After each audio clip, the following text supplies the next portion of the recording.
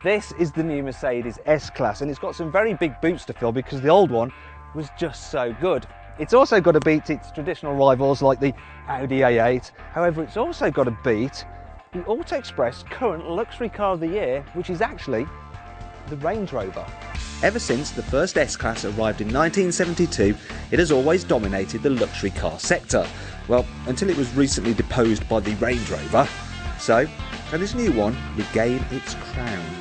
To find out, Auto Express road test editor James Disdale will be comparing it to the Range Rover and Audi A8 in a number of key areas. Okay then, first things first. Now obviously with cars such as this, one of the most important things is just how luxurious they are. The Range Rover sets the benchmark for the Mercedes to beat. And starting at £71,000, this TD V6 Vogue is the pick of the range. By comparison, the long wheelbase A8 3-litre TDI SE seems a bit of a bargain, and less than 64 grand is the least expensive car here. This stretched S350 BlueTech LSE costs £2,000 more than the Audi, but is it really worth the extra money? Well, in terms of luxury, the Mercedes, well, they've just taken it on a step with the new S-Class. The quality of the materials is fantastic.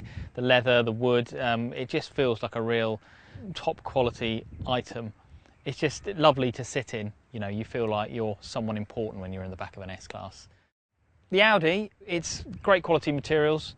It's beautifully put together. It just doesn't have quite the special feel of the S-Class. Just feels a bit more like an Audi A4 and an Audi A6, you know, a top of the range version of that.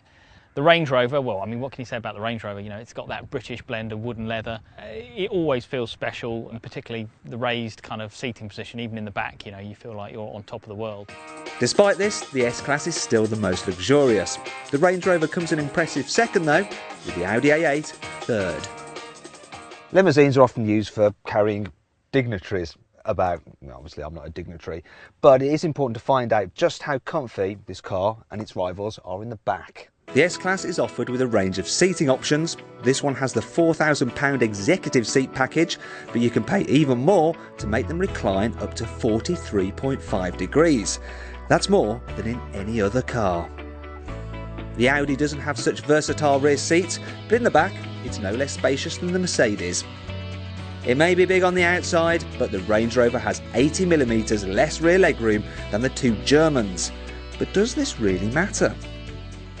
Well, if I was a very wealthy businessman, I'd want to spend most of my time in the back of the Mercedes. Like the Audi, it's got a reclining rear seat option, but it has more scope for movement, so you can really sort of lie back and relax, and there's just lots of leg room to stretch out in. Saying that, there's not much difference in the Audi. It's also very spacious. There's just not the same amount of movement in the seat. The Range Rover, it's very good. There's a decent amount of space, but it feels more like an executive car in terms of space than a proper luxury limousine. You know, you really can't stretch your legs out in the same way.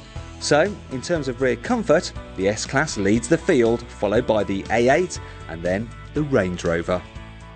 Limousines may often be used for chauffeuring people about, but what if you're a chauffeur or you just want to drive the car yourself? Well, how they drive is also very important. The Range Rover may well be able to go off-road, but really, very few owners will. And on-road, its 2,160 kilogram bulk means its 258 brake horsepower 3-litre diesel does just 38 miles per gallon. It's quite swift though, as when we timed it, it did 0 to 60 in 7.7 seconds. Like the Range Rover, the 1,975 kilogram S-Class has adaptable air suspension for a comfy ride, while its 254 brake horsepower 3-litre diesel did 0 to 60 in 6.9 seconds, yet it can return 50 miles per gallon. Capable of 44 miles per gallon, the A8's 247 brake horsepower 3-litre diesel isn't as economical. It's slightly quicker though, as we clocked 0 to 60 in 6.7 seconds. You can thank the lower 1,890 kilogram weight and Quattro all-wheel drive for that. The Audi is kind of the dynamic driver's choice. It's got a lot more grip. The Quattro system inspires lots of confidence. It just feels more urgent when it's accelerating. It feels like, you know, you can throw it down a back road despite its vast size. It's actually quite fun to drive. The Range Rover, it's kind of I mean, it's very, very nice. It's just soft. It's not a car that wants to be pushed, but given its size and its height, it's actually remarkably good. The Mercedes has clearly been designed for comfort. Even in sport suspension setting, it sort of wafts along, soaking up the bumps. The steering's beautifully weighted and it's very precise, but it's not a car that really wants to be hustled. It just wants to move along at its own pace, which in fairness is quite quick. I mean, even that diesel engine has got lots and lots of torque and it really, really motors along.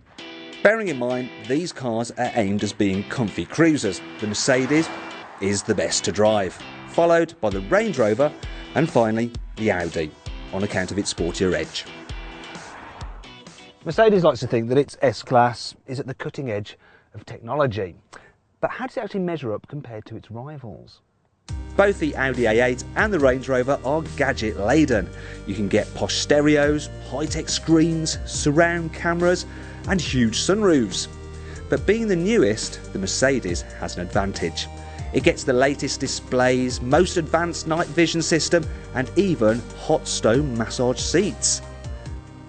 Since it made its debut in 1972, the Mercedes S-Class has kind of become a byword for cutting-edge technology, and they've done it again, basically. This car is just overflowing with gadgets. I mean, it takes a good 15 minutes after you first sit in it to work out what does what and how it does it. It's just a technical tour de force. It's remarkable. It really is amazing. I mean, you'd spend a lifetime with that car and still be finding things that it could do that you never knew about.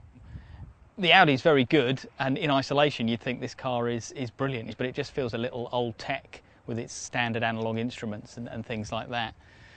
The Range Rover, well, you know, it tries, but it just feels a little bit off the pace here. The touchscreen sat-nav is starting to feel really creaky now. The TFT dials, they're good, but you sit behind the wheel of the S-Class and they suddenly feel massively outdated in the Range Rover. It's clear the S-Class leads the field for technology, as well as being the most luxurious, plus the best to drive and to be driven in. But there's just one last thing we need to consider. A car such as this are sometimes used by criminals to carry bodies about, so it's important you can fit a human in the back.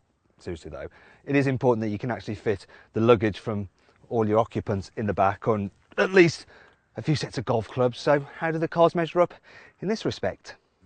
The S-Class's boot capacity is a respectable 510 litres. Interestingly though, the A8 is exactly the same size.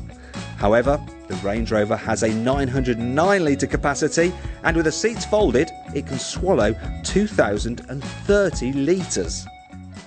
In the unlikely event you're going to have these as a family car, then the Range Rover wins hands down. It's got a huge boot. It's the only one that you can fold the rear seats flat in. You know, it copes like a proper family car. The Mercedes and the Audi, there's a fixed rear bench. The boots aren't exactly small, but they're encumbered by little cutouts for refrigerated centre armrest things and stuff like that. So it's just, they're not massively practical. They're designed to waft up and down motorways flat out with businessmen in the back. This means the Range Rover is the most practical here, and overall it's a better luxury car than the Audi A8. Thing is though, the Mercedes S-Class is even better.